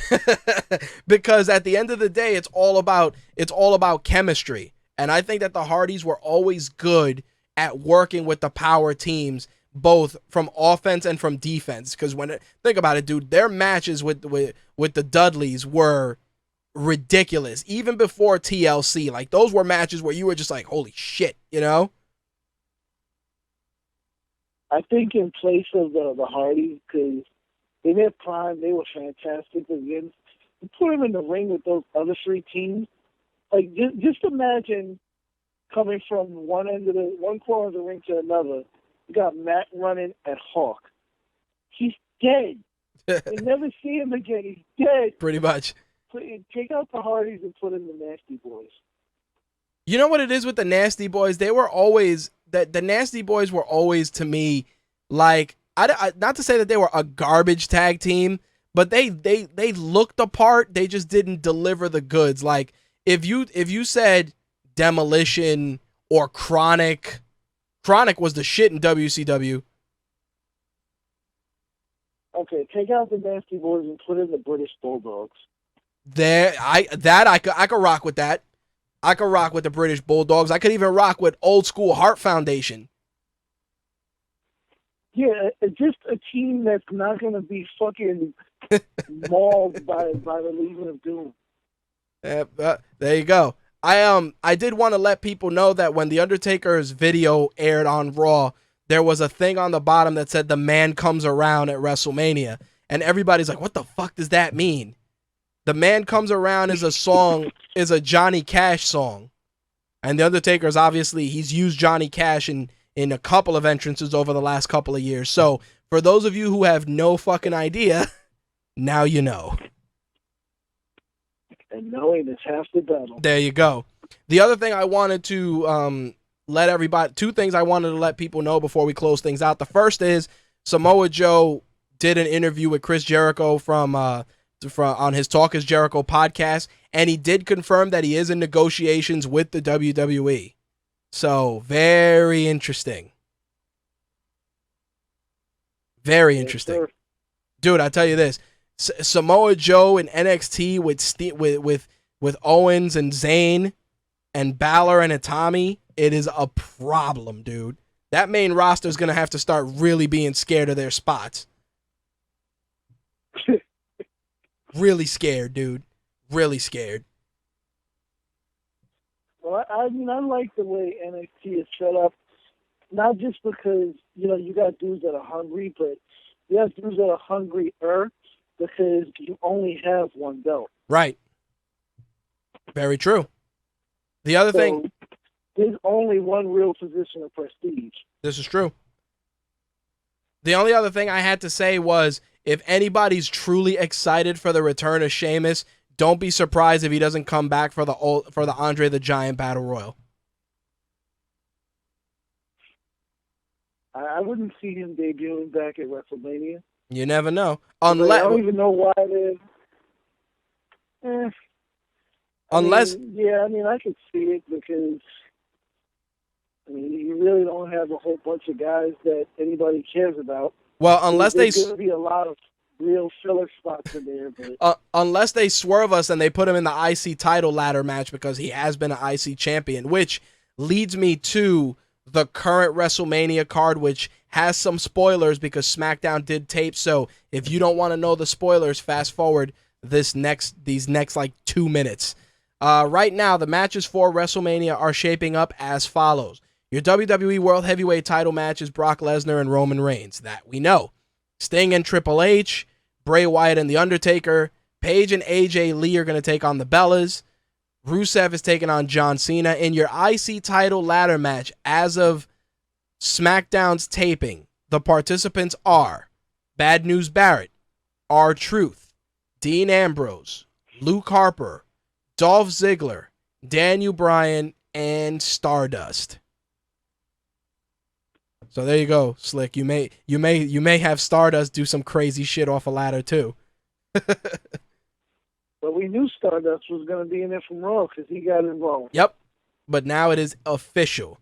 The other thing for Andre the Andre the Giant Memorial Battle Royal, the participants thus far as of SmackDown's taping, again, fast forward if you don't want spoilers, The Miz, Curtis Axel, Ryback, Fandango, Adam Rose, Zack Ryder, Jack Swagger, Titus O'Neil, Darren Young, The Big Show, Kane, Damian Mizdow, and Sin Cara so far. Okay. Like I said, Sheamus will be rope fodder. Sheamus coming back for that match wouldn't be a bad thing. If we had to pick a winner out of the list I just read, I'd probably say they'd either go with Ryback, or if they really want to put him over, Damian Mizdow. They've been hinting at that. I wouldn't be mad because as much as Sandow has fucking suffered, and I wasn't a fan of his when he had the You're welcome and shit, but yeah, exactly. but it's like he's really, I want to say, down for the company. This guy has ate more shit in the past 2 years. That's true. Than a freaking dog with worms and shit. I was like, honestly, just being Mizdow, literally losing your identity without any kind of assets. You know, like a guy will go away and Right. come back as somebody else. Right, not even being repackaged. Literally losing your identity while you're on the roster. This guy is eating so much shit. Sad but true. Can we cut him a break? I agree. He actually, more than anybody else on the roster, deserves to win that match. There you go. Well, we'll see what happens. Like I said, Just to tell the Miz to go fuck himself. there you go. To finally become Damian Sandow again. Yep. And to start doing something on his own. Well, that, my friend, is the WrestleMania card thus far. Again, there were spoilers there. If you didn't fast forward, we warned you. That's actually going to wrap up the wrestling segment for this week's show. Anything else you wanted to add, Slick? Yes, I really want fucking Mizdow to win that match now. There you go. All right. As always, you can follow Slick on Twitter. It's RW_Slick, right? Yes, sir. There you go. Anything else, my friend? No, I'm good for today, bro. All right, brother. Thanks a lot. I appreciate it. I'll be back later today for the video game news. There you go. Thanks, brother. Appreciate it. All right, man. Talk to you later. Peace. Peace. All right. With that said, let us wrap this up, shall we? You've just heard My Take Radio, episode 279 for Wednesday, March 11th, 2015. If you have any questions, concerns, or would like to be a guest on a future episode of My Take Radio, drop me a line at mtrhost@mytakeradio.com or rich@rageworks.net. As always, if you want to find archived episodes of My Take Radio, you got a couple of options. First, if you want audio versions, you can find those episodes on iTunes, Stitcher, and TuneIn Radio. And of course, if you're getting the shows via iTunes, please take a moment and rate the show. We'd really appreciate it. It helps us move up the rankings, get into the noteworthy column, and of course, get us in front of more viewers.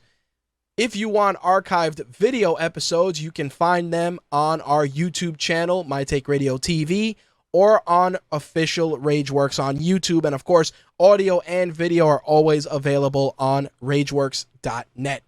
If you want all that content on the go, make sure to pick up the official My Take Radio app, available for $1.99 for iOS, Windows Mobile, and Android devices. For Android, you can find the app in the Amazon Marketplace. For Windows Mobile, you can find it in the Windows Store. And of course, for iOS, you can find it on iTunes. Last but not least, My Take Radio airs every Wednesday and Thursday at 11 p.m. Eastern, 8 p.m. Pacific. Wednesday evenings is our MMA and wrestling show. Thursday evenings, gaming and entertainment with a little pop culture and tech thrown in for good measure. As always, on behalf of myself and the rest of the Rageworks and My Take Radio team, thank you guys for tuning in. I will see you guys for the gaming and entertainment show later on today. Peace. I'm rich, biatch! That's all, folks.